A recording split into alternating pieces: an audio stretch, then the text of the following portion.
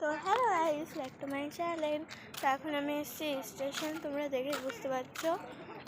তো চলো, এখন মারা হাঁটছে, মানে আজকে একটু স্টেশন আসার মন করলো। মা বললো চল তাহলে হেঁটে আসি।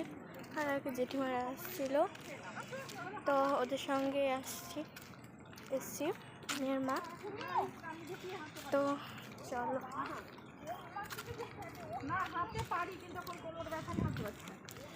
তো এটা হচ্ছে আমার মা, আর সামনে জেঠিমা আছে, দুটো জেঠিমা এসছে, তোমাকে দেখাইনি।